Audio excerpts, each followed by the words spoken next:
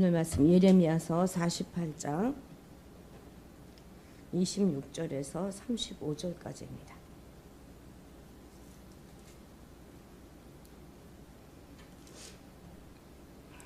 (48장) 26절에서 35절까지 한 목소리로 읽겠습니다. 모압으로 취하게 할지어다. 이는 그가 여호와에 대하여 교만함이라. 그가 그 토한 곳에서 둥글므로 조롱거리가 되리로다. 내가 이스라엘을 조롱하지 아니하였느냐? 그가 도둑 가운데서 발견되었느냐? 내가 그를 말할 때마다 내 머리를 흔드는도다. 모압 주민들아, 너희는 성읍을 떠나 바위 사이에 살지어다. 깊은 골짜기 여기에 깃들이는 비둘기같이 할지어다. 우리가 모압의 교만을 들었나니 심한 교만 곧 그의 자고와 오만과 자랑과 그 마음의 거만이로다. 여호와의 말씀이니라. 내가 그의 노여함의 허탄함을 아노니 그가 자랑하여도 아무것도 성취하지 못하였도다. 그러므로 내가 모압을 위하여 울며 온 모압을 위하여 부르짖으리니 무리가 기레레스 사람을 위하여 신음하리로다. 신마의 포도나무여, 너의 가지가 바다를 넘어 야셀 바다까지 뻗었더니 너의 여름 과일과 포도 수확을 탈취하는 자가 나타났으니 내가 너를 위하여 울기를 야셀이 우는 것보다 더하리로다. 기쁨과 환희가 옥토와 모압 땅에서 빼앗겼도다. 내가 포도주 틀에 포도주가 끊어지게 하리니 외치며 밟는 자가 없을 것이라. 그 외침은 즐거운 외침이 되지 못하리로다. 헤스본에서 엘르알레를 지나 야하스까지와 수알에서 호로나임을 지나 에글랏 셀리시아에 이르는 지역에 사는 사람들이 소리를 내어 부르짖음은 니무림의 물도 황폐하였음이로다. 여호와의 말씀이라. 모압 산당에서 제사하며 그 신들에게 분향하는 자를 내가 끊어버리리라. 아멘. 오늘 본문은 이제 모압에 대한 심판 예언의 이제 거의 끝 부분인데, 오늘로 거의 끝 아니죠. 47절까지 더 이어집니다. 상당히 모압에 대한 그런 심판 예언이 길다 하는 것을 우리가 알 수 있죠. 이런 예언의 말씀을 통하여 하나님은 이스라엘만의 하나님이 아니라 모압과 또 다른 열방들의 하나님 되심을 천명하고 있습니다. 저자는 지금 모압이 조롱거리로 전락할 것이다 선언하고 있는데요. 모압이 조롱거리가 되는 이유가 무엇입니까? 27절 같이 한번 읽어볼까요? 내가 이스라엘을 조롱하지 아니하였느냐? 그가 도읍 가운데서 발견되었느냐? 내가 그를 말할 때마다 내 머리를 흔드는도다. 이스라엘을 조롱하였기 때문에 모압은 조롱거리가 된다 하는 이야기인 것이죠. 하나님 말씀에 대한 불순종으로 일관했던 그런 이스라엘은 아수르에 의해서 멸망당하고 말았습니다. 이러한 소식은 주변 이웃 그런 나라들에게로 아주 당연히 삽시간에 퍼졌겠죠. 이스라엘과 가장 인접해 있던 나라들 중에 하나였던 이 모압은 아마도 이 소식을 가장 빨리 전해 들었을 것입니다. 그런데 이러한 소식을 듣고 모압은 그들의 비극을 애도하고 슬퍼하고 불쌍히 하지는 못할 망정 머리를 흔들면서 조롱하고 빈정거리는 태도로 일관하였습니다. 하나님께서는 모압에게 묻고 계십니다. 이스라엘이 모압의 물건을 도둑질하다가 벌받은 것도 아닌데 남의 불행을 그토록 즐거워할 수 있느냐 이렇게 질책하십니다. 물론 이스라엘은 수많은 그 선지자들의 간곡한 절규에도 불구하고 하나님의 음성을 무시하였기 때문에 심판을 자초한 것이 사실입니다. 그러나 이것을 바라보는 이웃 나라들은 마땅히 이스라엘의 심판 사건을 교훈 삼아서 하나님께서 얼마나 공의로우신 분이신지, 교만을 얼마나 혐오하시는지, 또 한 번 심판을 내리시면 얼마나 철저하게 심판을 내리시는 분이신가 하는 것들을 깨달아서 이것을 교훈 삼아야 했습니다. 더 나아가 심판으로 인해서 고통당하는 그런 이스라엘을 긍휼히 여기고 그 고통을 함께 나누고 그들의 고통을 더불어 함께 아파하는 자세를 견지하는 것이 옳았을 것입니다. 그런데 모압은 자신의 혈족과도 같은 민족인 이스라엘이 파멸의 이름을 보고 이것을 도리어 즐거워하고 기뻐했던 것이죠. 이로 인해서 모압 사람들은 이스라엘을 향해서 주어진 그 하나님의 진노를 자기들의 머리로 돌리는 그런 어리석음을 범하고 만 것입니다. 이것은 하나님 앞에서 분명히 잘못된 태도이죠. 그런데 이것은 우리도 마찬가지가 아닙니까? 정말 우리도 우리 본성대로만 한다면 남의 아픔은 나의 기쁨이 될 수밖에 없습니다. 오죽하면 사촌이 땅을 사면 배가 아프다 하는 말도 있겠습니까? 우리가 정말로 진심으로 이웃의 아픔에 공감하는 것은 그렇게 쉬운 것이 아닙니다. 우리는 얼마나 자주 아유 내가 정말 그럴 줄 알았어. 아이고 그렇게 해서 정말 싸 아주 깨소금이다 이런 말을 합니까? 그런데 우리는 기억해야 할 것입니다. 이웃의 비극을 보고 조롱하고 비웃는 것은 우리가 비웃고 조소하는 그들의 비극을 우리의 머리로 돌리는 것이고 그것을 스스로 뒤집어 쓰는 것과 똑같은 어리석은 일이라는 사실입니다. 우리는 결코 우리 주위에 악한 행동을 일삼던 죄인이 하나님의 징벌을 받는 것을 보게 된다 하더라도 그것을 은밀하게 즐기거나 조롱해서는 안 될 것입니다. 하늘 높은 줄도 모르고 하나님 무서운 줄도 모르고 이웃의 고통에 공감할 줄 모르는 그 헛된 자만을 부끄러움으로 만드실 날이 반드시 올 것이기 때문이죠. 다만 우리는 그런 것들을 통해서 우리 자신을 돌아보고 우리 또한 그러한 악한 자리에 서 있지는 않는가 하는 것들을 돌아보는 기회로 삼아야 한다는 것입니다. 타인이 당하는 그런 불행으로 인하여서 그를 더 긍휼히 여기고 자기를 바로 세우는 것, 그것이 진정 하나님께서 우리에게 원하시는 그런 삶이다 하는 것을 잊지 마시기 바랍니다. 29절에서 30절 같이 읽겠습니다. 우리가 모압의 교만을 들었나니 심한 교만 곧 그의 자고와 오만과 자랑과 그 마음의 거만이로다. 여호와의 말씀이니라. 내가 그의 루요함의 허탄함을 아노니 그가 자랑하여도 아무것도 성취하지 못하였도다. 아멘. 모압의 멸망은 BC 582년에 바벨론 왕 느부갓네살의 모압 침공으로 이루어지게 됩니다.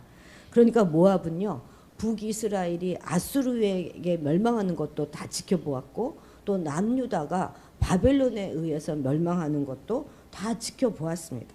그러나 그들은 자신들의 강한 군사력과 물질적 재원이 아주 넉넉하였기 때문에 북이스라엘이나 남유다처럼 자기들은 결코 멸망당할 것이다 이렇게 생각하지 않고 오히려 멸망당한 이 선민들을 향하여서 조소와 조롱을 내던졌던 것이죠. 우리가 읽었던 29절에 보면 심한 교만, 자고, 오만, 자랑 이렇게 말하고 있지 않습니까? 자기 자신에 대한 자랑이, 그 모압의 자랑이 얼마나 그 모압 사람들의 마음에 가득 찼으면 하나님께서 이토록 같은 말을 여러 단어로 표현하고 계시겠습니까? 그런데 그 뒤에 30절에 뭐라고 말씀하세요? 이처럼 거만한 태도를 고집하면서 자기 자신을 자랑하고 다른 나라 위에 서고자 하였어도 결국 아무것도 성취하지 못할 것이다 이렇게 말씀하고 계십니다. 지나치게 자아도취에 빠져있던 모압이 이를 자랑한다 하더라도 그것이 자신들의 삶에 어떠한 유익도 되지 못할 것이다 하는 말씀인 것이죠. 시편 말씀에 하나님께서는 자랑하는 혀를 끊는다 이렇게 말씀하셨는데 실제로 그러했습니다. 유다를 멸망시키고 그 다음으로 이제 모압을 치러 오는 바벨론 군사들 앞에서 그들이 그토록 자랑하고 믿었던 군사력은 유명무실해졌기 때문이죠. 그들이 그토록 자랑하던 것들이 도대체 어떤 도움을 그들에게 주었으며 어떤 유익을 그들에게 끼쳤습니까? 바벨론 군사들의 공격을 얼마나 막아낼 수 있었습니까? 조금도 지연시키지 못했어요. 하나님의 심판의 칼이 바벨론 손에 쥐어지고 또 그것이 모압에게 베풀어지는 순간 모든 재난과 또 모압이 당하는 모든 고난은 그냥 지체 없이 속히 임하게 되었을 뿐입니다. 우리는 오늘 말씀을 통해서 자기 자신을 자랑하는 그것이 얼마나 더덥고 무가치한 일인가 하는 것을 깨달아야 할 것입니다. 우리가 무엇이 간데 스스로 자랑하겠습니까? 남보다 우리가 가졌으면 얼마나 더 가졌을 것이고 우월하면 얼마나 더 우월하겠습니까? 어차피 우리가 소유한 것은요 전부 다 하나님으로부터 부여받은 것이고 본질적으로 우리는 하나님께서 지으신 창조물, 피조물에 불과한 존재들입니다. 따라서 교만은 참으로 어리석고 무가치한 것이다 하는 것을 우리는 결코 잊지 말아야 할 것입니다. 뿐만 아니라 교만하여서 자기를 자랑하는 것, 그것은 그런 교만을 극도로 혐오하시는 우리 하나님의 심판을 자초하는 일이 될 것입니다. 모압의 예를 통해서 오늘 우리가 본 것처럼 하나님께서는 그러한 태도를 고집하는 자들을 결코 용납하지 않으십니다. 다윗은 어떤 사람은 병거를, 어떤 사람은 또 말을 의지한 채 그것을 자랑하지만 자신은 오직 여호와 하나님만을 자랑하겠다 이렇게 고백하였습니다. 그럼 우리는 오늘 무엇을 자랑하겠습니까? 우리는 사실 아무리 살펴봐도 그렇게 자랑할 것도 별로 없는 평범한 사람인 것을 먼저 감사하십시다. 그런데 그 별로 없는 그것 중에서 그냥 조금 잘하는 거 가지고 나대지 말고 오늘도 겸손히 한날을 살아가게 되시기 바랍니다. 우리가 자랑할 거 그것은 오직 하나님 뿐이십니다. 33절 같이 읽도록 하겠습니다. 기쁨과 환희가 옥토와 모압 땅에서 빼앗겼도다. 내가 포도주 틀에 포도주가 끊어지게 하리니 외치며 밟는 자가 없을 것이라. 그 외침은 즐거운 외침이 되지 못하리로다. 아멘. 여기서 이제 기쁨과 환희는 모압 사람들이 매해 자기들의 기름진 그런 농토에서 거둔 풍부한 수확물들로 인해서 즐거움을 나타냈다 하는 것이죠. 당시 모압은 농경 사회였음을 감안할 때 농산물이 풍부하다 하는 것은 국가적인 그런 물질적인 부를 상징하는 것이라 할 수 있을 것입니다. 모압인들은 이런 물질적인 부여를 인하여서 스스로 만족하였고 이를 자랑하는 삶을 살았습니다. 그런데 바벨론의 침공으로 그들이 자랑하던 물질적인 풍요로움을 모두 다 빼앗기게 되었다는 것이죠. 뿐만 아니라 포도를 재배하던 땅을 잃어버리고 더 이상 포도를 재배하지 못하게 되었고 포도주도 만들지 못하였기 때문에 모압인들의 모든 즐거움과 기쁨은 다 사라지고 말았다 하는 것이죠. 이제 더 이상 기뻐할 어떤 것도 남겨지지 않은 상황에서 모압은 이제 슬픔과 절망, 좌절의 늪에서 애곡하면서 비참한 나날을 보낼 수밖에 없는 그런 처지에 이르게 되었다는 것입니다. 그렇습니다. 사람들은 뭔가 기뻐할 만한 거, 즐거워할 만한 것이 있어야만 삶을 살아갈 수가 있습니다. 그런데 모압은 처참한 그런 멸망의 심판을 통보받고 실제 심판에 이르렀을 뿐만 아니라 심지어 어디서도 위로와 기쁨을 발견할 수 없는 그런 절망적인 상태에 이르게 된 것이죠. 그런데 결국 모압이 이처럼 굴욕적이고 수치스러운 상황에 이른 것은 다름 아닌 그들이 물질을 신뢰하고 그것에 소망을 두고 살아온 결과라는 것입니다. 성경은 결코 물질에 대해서 부정적으로 이야기하지 않습니다. 성경은 물질을 하나님이 창조하신 것으로 가르치고 있고요. 만약 누군가가 그런 재물을 가질 능력을 가지고 있다면 그 또한 하나님이 주신 것이다 이렇게 가르칩니다. 그런데 성경은 동시에 물질만을 추구하는 삶, 물질적 탐욕에 얽매여 사는 것은 아주 어리석은 것이다 이렇게 가르칩니다. 왜냐하면 사람들이 소유하고자 애를 쓰고 또 실제 상당한 정도의 물질을 쌓아둔다고 하였을지라도 정작 그것을 누가 사용할지 또 궁극적으로 그것을 누가 취하는지는 아무도 모른다는 것이죠. 우리도 그런 말 하잖아요. 돈은 모아둔 사람의 것이 아니라 쓰는 사람의 것이다. 이런 말들 많이 하지 않습니까? 물질은 물론 우리가 살아가는데 굉장히 필요한 것이고요. 또 그것은 분명 우리 삶을 풍요롭게 해줄 수도 있고 윤택하게 해줄 수도 있습니다. 하지만 아무리 그것이 필요하고 아무리 좋은 것이라고 해도 그것을 너무 간절히 소망하거나 지나치게 그것을 신뢰한다면 그것은 허무한 것, 헛된 것에 소망을 두는 어리석은 자가 되는 것입니다. 그리고 그런 사람은 하나님 앞에 가증학스럽고 추한 삶이 되는 것이죠. 우리는 이제 지난 3일간 이 모압이 내세우는 자랑거리들, 그리고 그로 인한 교만, 그리고 그에 대한 하나님의 심판을 살펴보았는데요. 그거 말고도 이제 하루 분량이 더 있죠. 무려 47절에 이르는 이 모압에 대한 내용은 좀 길다 하는 느낌을 좀 받습니다. 이 내용을 이렇게 보면 다소 유사한 어조로 반복되고 있는 것도 사실이죠. 그런데 이것은 결국 우리들로 하여금 타산지석으로 삼기 위함이고 그 구체적인 양상을 조금 더 세세히 전달하시고자 하심입니다. 특별히 모압의 그런 자랑거리들, 곧 그들의 힘과 권세, 경제적, 군사적인 모든 능력은 오늘날 우리 살아가는 우리들도 자랑으로 삼는 것이라 할 수 있습니다. 실로 오늘날 우리 사람들은 물질적, 경제적, 정치적 그 힘을 절대시하고 그것을 얻고자 심혈을 기울이며 살아가고 있습니다. 하지만 그러한 삶의 자세를 고집하는 그것은 궁극적으로 스스로를 허무함과 수치에 이르게 하고 파멸에 이르게 하는 일이라 할 수 있다는 것 우리는 깨달아야 할 것입니다. 우리는 오로지 하나님을 경외하는 삶, 하나님을 기쁘시게 하고 하나님께 영광 돌리는, 오직 하나님께만 가치를 두는, 하나님만 자랑하는 그런 삶을 살아가야 할 것입니다. 기도하시겠습니다. 하늘 높은 줄도 모르고 하나님 무서운 줄도 모르고 헛된 자만으로 이웃의 고통과 멸망을 은밀히 즐기는 우리의 악한 본성을 용서하여 주옵소서.